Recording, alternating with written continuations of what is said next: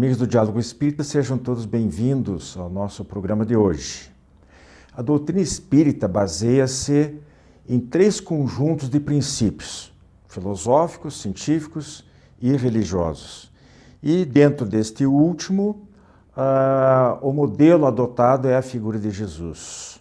Por isso nós temos aqui apresentado ao longo dos programas, falado sobre esse assunto, por exemplo, no quadro Cristo e nós no terceiro milênio. Mas também em outros programas, vários dos demais programas e nos demais quadros, falando sobre a vida e os ensinamentos de Jesus. Hoje nós vamos nos concentrar em algumas frases ditas pelo Mestre segundo o evangelista João no capítulo 14. São mais precisamente 4 frases ou afirmações que ele faz e que nós vamos tentar entender melhor aqui. Estudando as palavras de Jesus, este é o nosso assunto do tema livre, que tem ainda o Fonte Allan Kardec falando sobre amigos espirituais.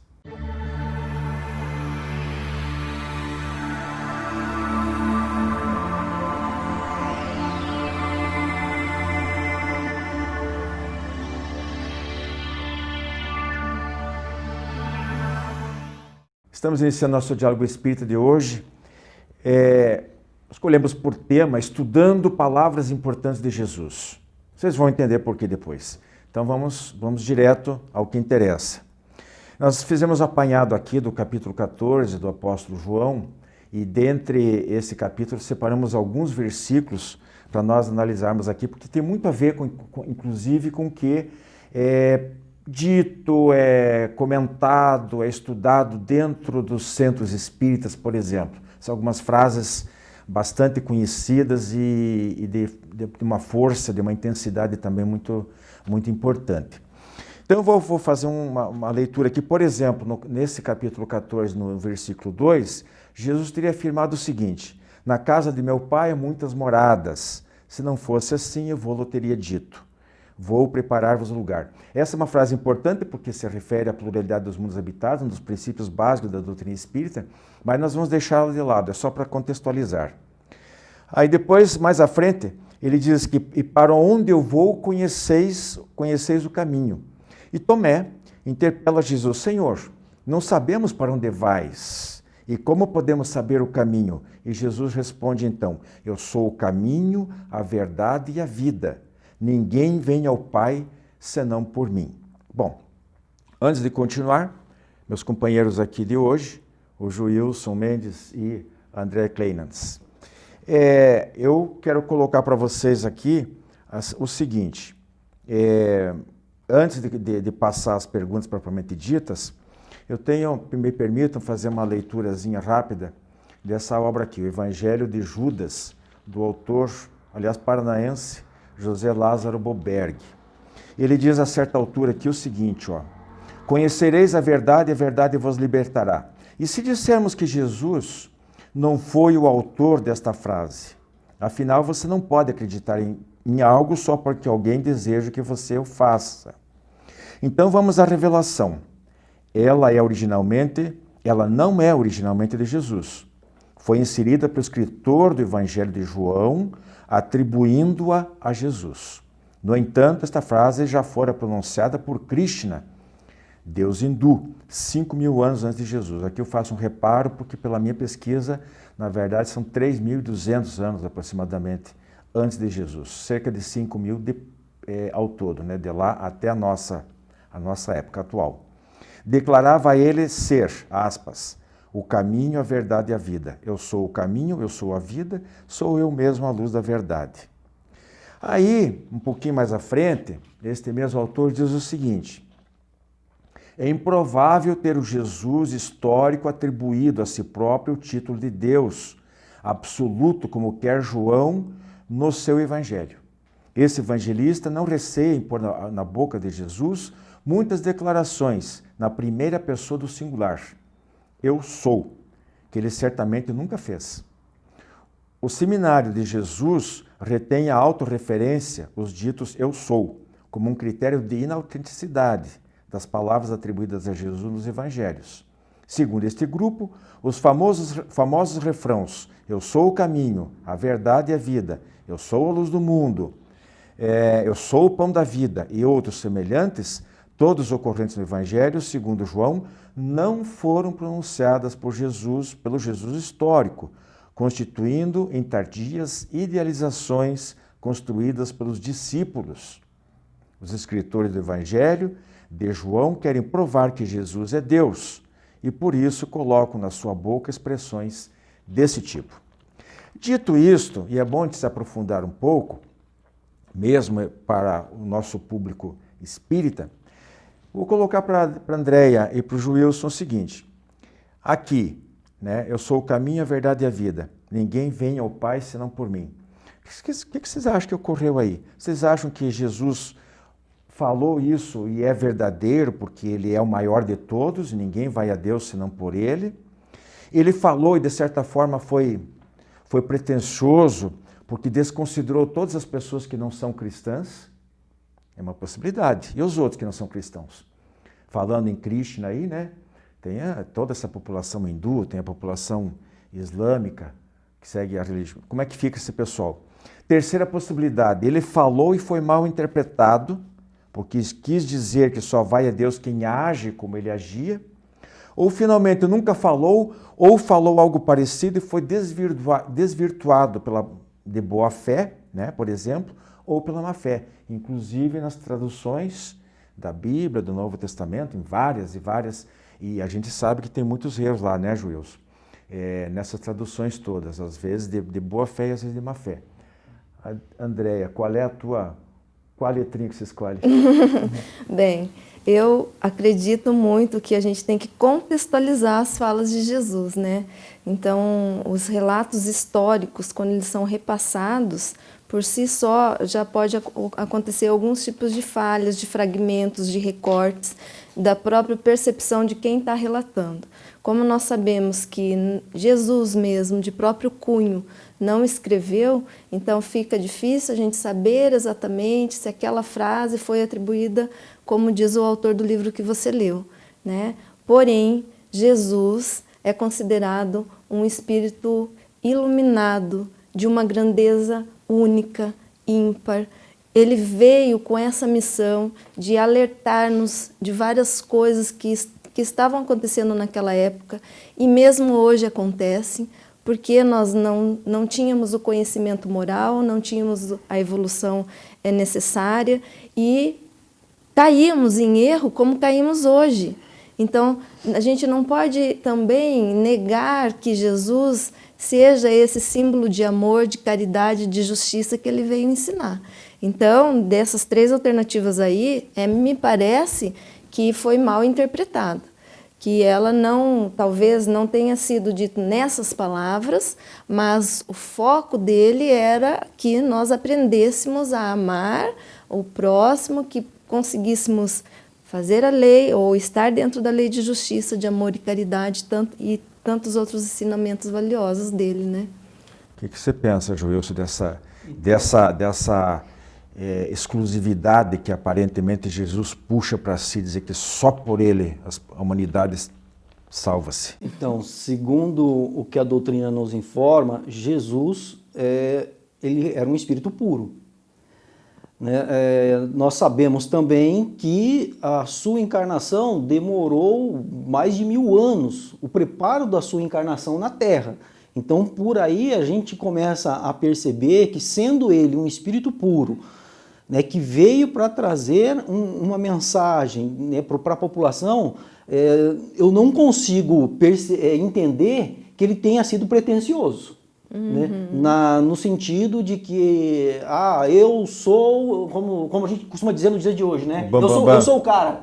Né? Não, Jesus jamais faria uma coisa dessa dentro do que nós entendemos de quem é o Espírito Jesus, que foi o Espírito mais puro que passou pela face da terra.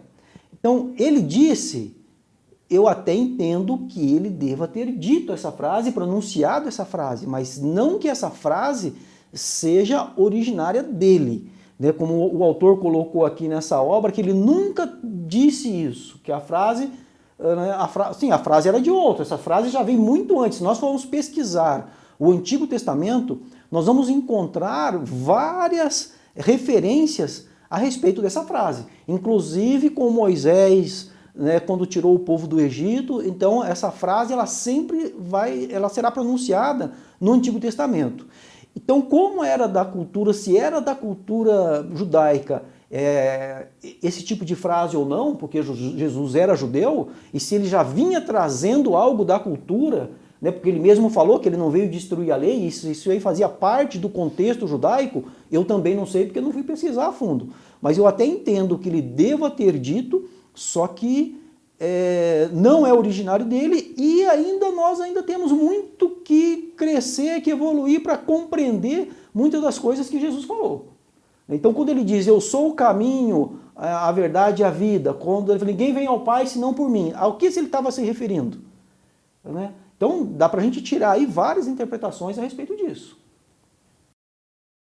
Por isso que a gente tem que estudar sempre, né?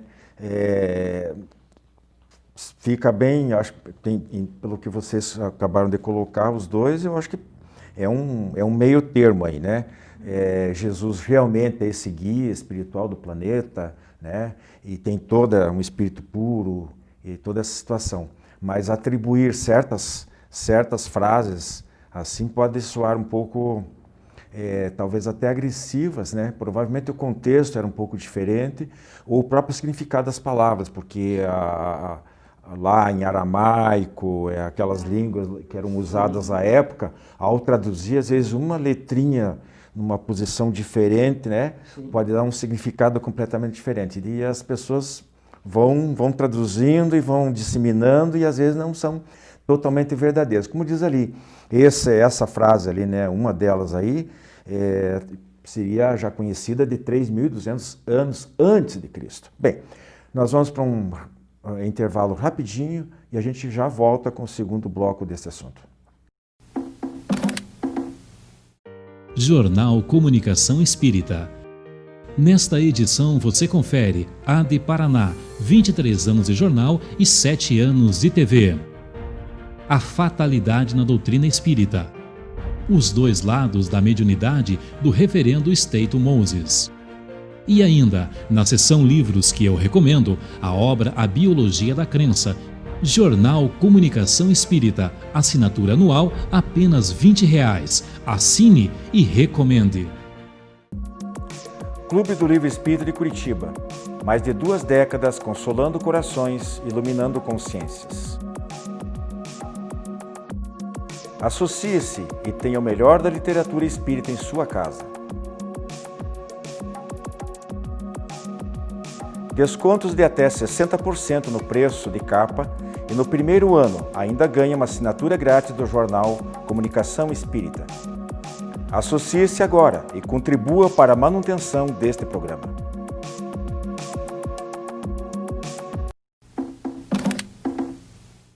Estamos de volta com o nosso Diálogo Espírita e o tema livre de hoje, falando sobre algumas frases importantes de Jesus, sendo analisadas aqui sobre a ótica espírita e também, não pode ser diferente, o entendimento individual que cada um de nós aqui tem.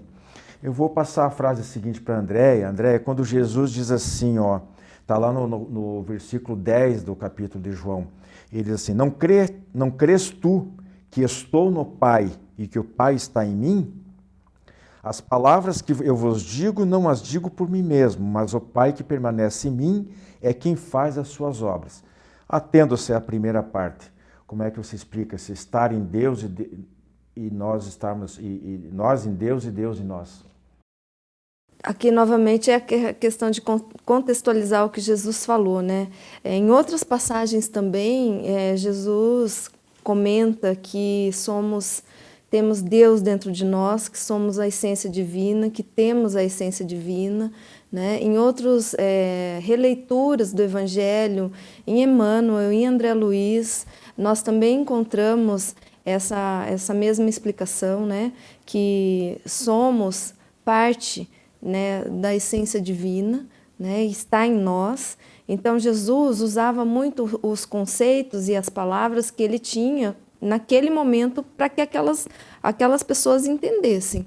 Então a gente não pode tirar daquele contexto e tentar entender de outra forma. Hoje, por exemplo, nós temos que entender qual é o contexto hoje, como entenderíamos essas palavras hoje. E como é que você entende? Eu entendo que hoje? Jesus não podia errar. Ele sendo a representação máxima. Como é que Deus pode estar em nós e nós podemos estar em Deus? Não somos criação de Deus, né? Então, se somos criação de Deus, Deus está em nós como uma centelha divina. E como nós estamos evoluindo como espíritos, nós chegaremos nessa depuração, nós chegaremos a espíritos puros, né? E viveremos em um mundo bem mais feliz do que esse, que agora nós estamos num mundo que nós temos provas, expiações, nem no mundo de regeneração ainda estamos. Então, como nós podemos entender isso? O que Jesus queria dizer? A ideia é essa, entendermos o que ele buscava, como ele queria atingir aqueles corações naquela época. Nós tínhamos que acreditar, mesmo naquela época, que somos espíritos que estamos aprendendo e evoluindo, né? Então, para mim, parece claro que ele traz essa menção de Deus em nós, da essência do Pai Criador, nessa frase que ele diz. Eu acho que a gente tem várias conotações, inclusive, talvez puxando até um pouquinho mais para a filosofia, né? A gente entendendo que Deus está em nós, porque Deus está em toda parte, é o Criador de tudo. Tanto as criaturas como a parte material, o universo material, tudo está envolto em Deus. Deus está em toda parte, é onisciente e onipresente. Ora, se ele, digamos, nos envolve por completo, é porque nós estamos no seio de Deus, digamos assim, embora com nossa consciência, com nossa individualidade. Mesmo após a desencarnação, mesmo depois da morte, a gente vai manter nossa individualidade. Mas Deus interpenetra nós como um todo, eu acho que é por aí. Agora, Joilson, tem uma frase seguinte aí, quando Jesus fala no versículo 12, em verdade vos digo, aquele que crê em mim, esse também fará as obras que eu faço e as fará maiores do que estas, porque eu vou para o Pai. Explica isso para nós. Então, da forma como entendemos, o que Jesus fazia quando ele diz assim, fará as obras que eu faço e até mais. Né? Tem até uma outra frase que ele teria dito, sois deuses, né? Atribuindo a nós também essa capacidade divina do Criador. E tudo aquilo que eu faço, vós também farás, e até mais. Eu só posso entender isso, de acordo com o que nos passa a doutrina espírita, pela evolução. Pela evolução do espírito diante das suas encarnações. Porque o que Jesus fazia? Jesus curava os enfermos. Né? E isso, para a época, era algo muito, muito forte. Ele ressuscitava os mortos. Né? Muito embora existe todo um estudo por trás disso para dizer se a pessoa realmente estava morta ou não, tem uma explicação espírita para isso também. Né? Mas para a população na época que vinha engatinhando no estágio ali de evolução da humanidade, ele fazia coisas assim inimagináveis para a época. E nós podemos realizar também, tanto é que nós temos hoje o quê? A mediunidade. Os tipos de mediunidade, se nós pegarmos lá o livro dos médiuns e formos estudar os tipos de mediunidades que tem lá, nós vamos ver que não é nada mais, nada menos do que Jesus fazia. Se nós formos estudar os fenômenos paranormais, né, dentro da parapsicologia, também nós vamos encontrar ali os fenômenos que Jesus produzia.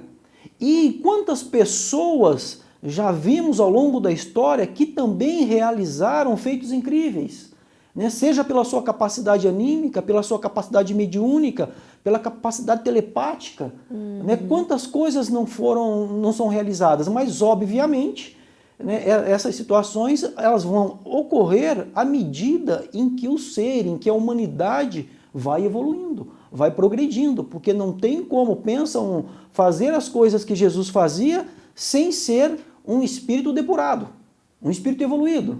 Né? Aí é como aquelas frases que a gente vê no Facebook por aí, né? A pessoa diz assim, eu não vejo a hora de me tornar um espírito de luz só para queimar uma meia dúzia.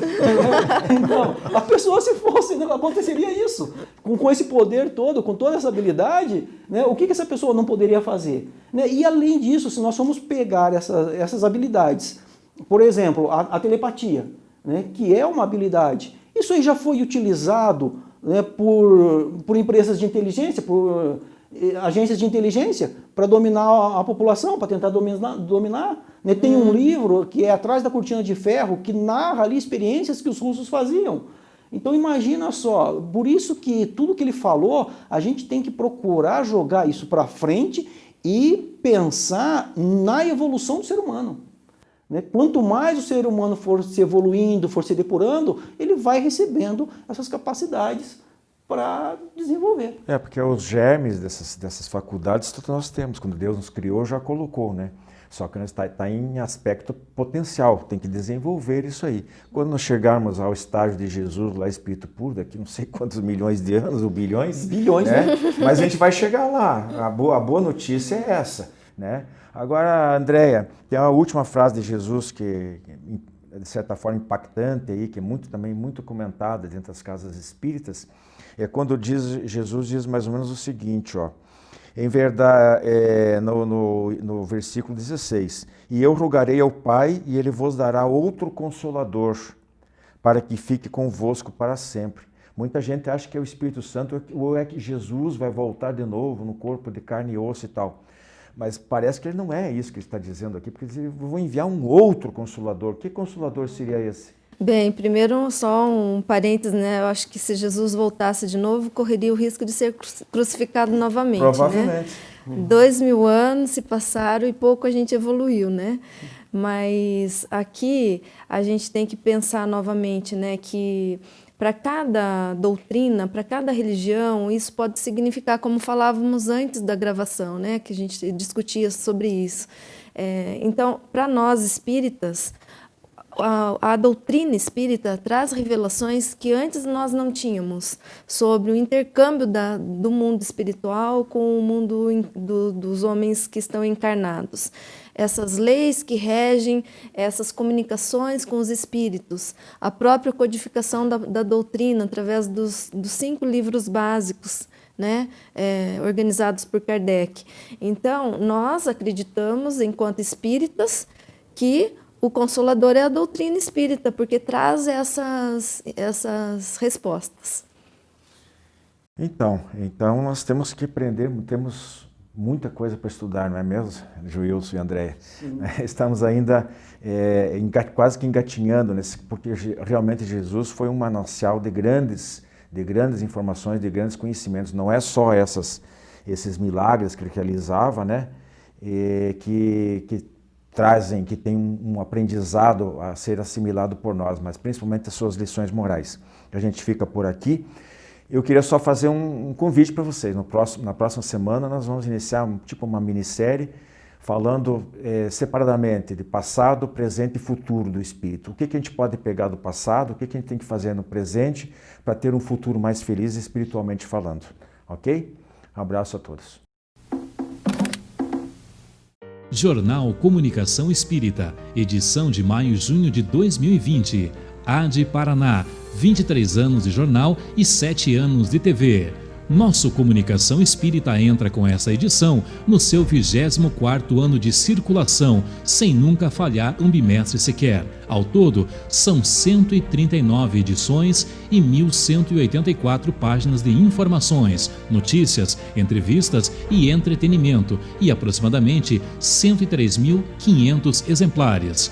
Jornal Comunicação Espírita, assinatura anual apenas R$20. Assine e recomende.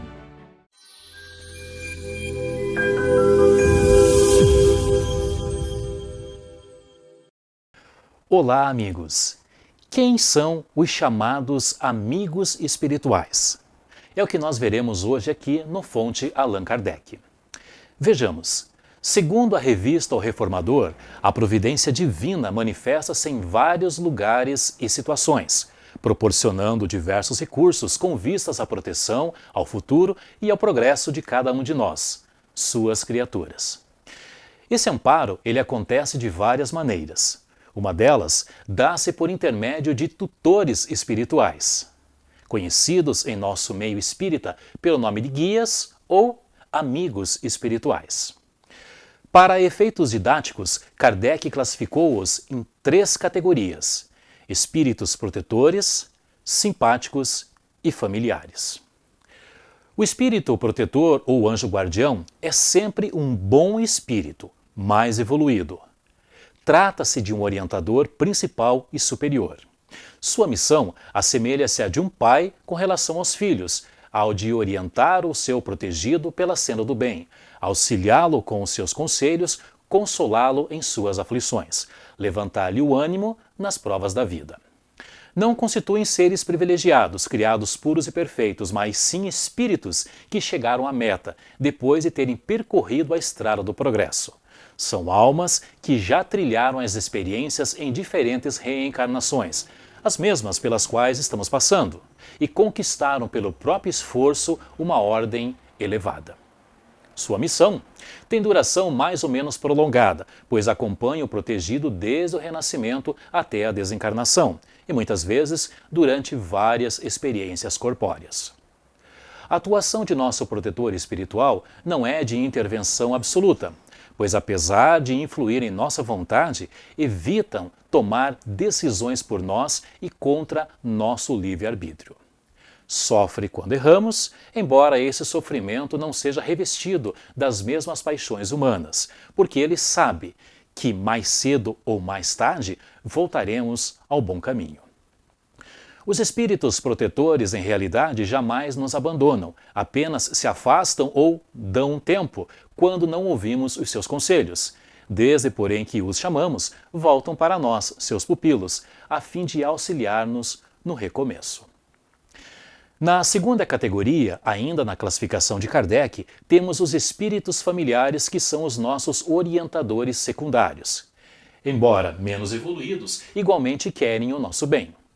Podem ser nossos parentes, familiares ou amigos. Seu poder é limitado e sua missão é mais ou menos temporária junto a nós. Ocupam-se com particularidades em nossa vida íntima e só atuam por ordem ou permissão dos espíritos protetores, como por exemplo quando estamos resistentes e não ouvimos os conselhos superiores ou apresentamos um comportamento misterioso. O espírito familiar, por ter mais intimidade e vínculos sentimentais conosco, é aceito como colaborador, de modo a auxiliar-nos na solução de problemas específicos. Podem, por exemplo, influenciar na decisão de um casamento, nas atividades profissionais ou mesmo na tomada de decisões importantes que envolvam o cumprimento da lei de causa e efeito, conforme a necessidade. Podem ser bons ou maus, conforme a natureza das nossas disposições íntimas.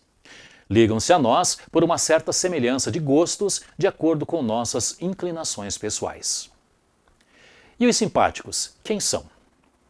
A duração de suas relações, que também são temporárias, se acha subordinada a determinadas circunstâncias, vinculadas à persistência dos desejos e do comportamento de cada um de nós. Se simpatizam com nossos ideais, com nossos projetos, procuram nos ajudar e muitas vezes tomam nossas dores contra nossos adversários, situação em que não contam com a concordância dos espíritos protetores. Então, para finalizar, Deus não nos atende pessoalmente conforme nossos caprichos, mas por intermédio das suas leis imutáveis e de seus mensageiros. Ou seja, Deus auxilia as criaturas por intermédio das criaturas. O amigo espiritual comparece quando é invocado, por meio de uma simples prece pura e sincera. Ninguém está desamparado, não existe parcialidade nem privilégio nas leis divinas. Cada um recebe de acordo com o seu merecimento, de conformidade com os seus esforços. Queridos amigos, fiquem em paz. Uma boa semana a todos.